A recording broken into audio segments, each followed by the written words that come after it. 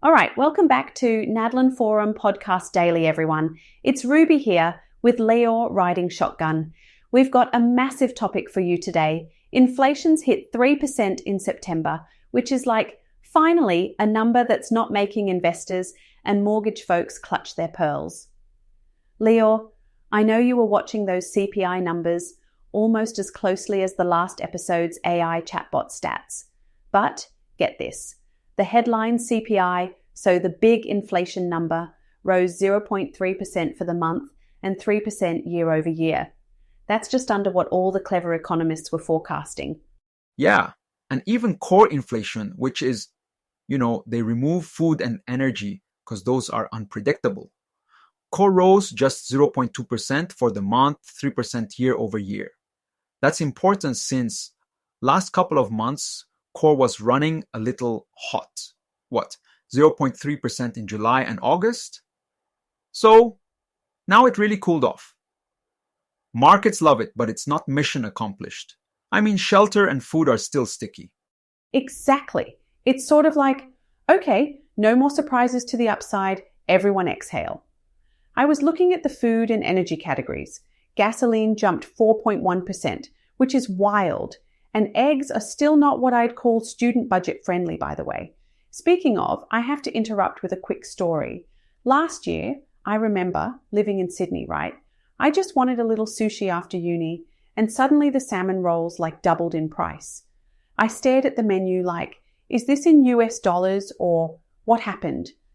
Anyway, even those tiny changes in food and energy, they really hit day-to-day life, especially for anyone trying to scrape by.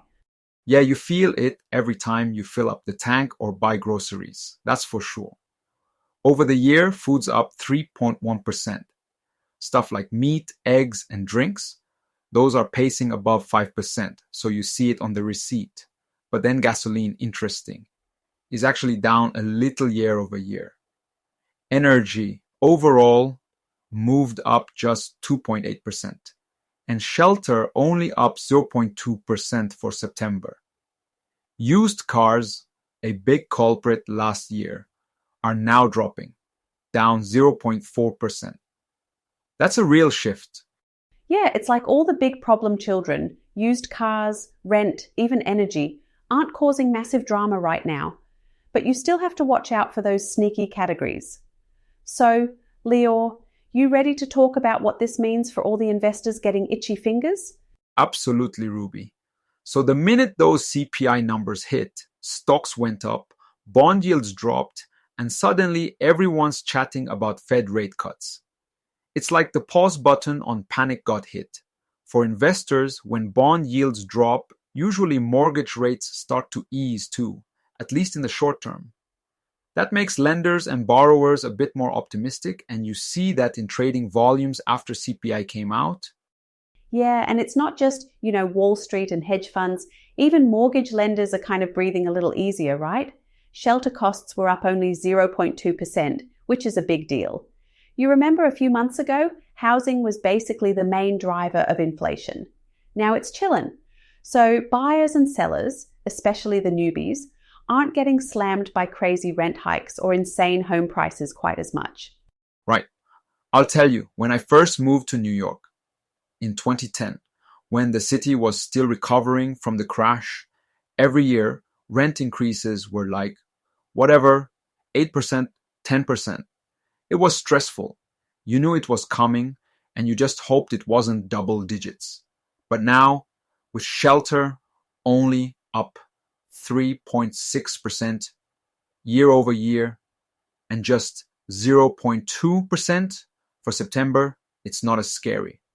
In the CPI data, those crazy jumps are mostly gone. Today's rental market, there's more calm, not that panic. It's so different from the used car market, right? Last year, every news show was acting like used cars were the new Bitcoin, but now prices are dropping, and so is demand. And for landlords, this is when you really need to pay attention to the CPI. If rent growth cools off, your returns are going to shift, maybe more steady, less of a roller coaster. So, Leor, does this all mean we've finally entered a chill era for real estate and mortgages? Or are we just on a coffee break before the next round of madness? Well, That's the billion-dollar question. The Fed's expected to cut rates. Markets are pricing in like almost 100% odds for another 25-point drop next week and another possible cut in December. They're watching two things: inflation and jobs. Labor's showing some cracks, and inflation is behaving. So that gives the Fed a green light for now. But they're still data dependent. If anything new comes in, it's back to the drawing board. And don't forget the tariff angle, because that's not going away. There's this big debate in like every episode, it feels like, but tariffs were supposed to spike inflation, right? But according to economists like that guy from ING, James Knightley, a lot of US firms have started sourcing from lower tariff countries. So instead of a big inflation bomb, we're seeing more like blips, one-time cost bumps, rather than these wild runaway years. It's like companies are dodging the worst of it for now anyway. Yeah. I mean, it softens the blow. There's always some lag, so we might see a few wobbles later in the year, like another food category surprise or whatever. But the doomsday scenario hasn't really played out. That said, you're right, Ruby. It could just be a temporary breather, not a turning point. The Fed could get trigger happy or something new pops up. We just don't know. Totally. And I think, like last episode when we talked about market psychology, sometimes it's just about feeling like, hey, we have a path. This month, there's finally a path through the trees, even if we're definitely not out of said forest.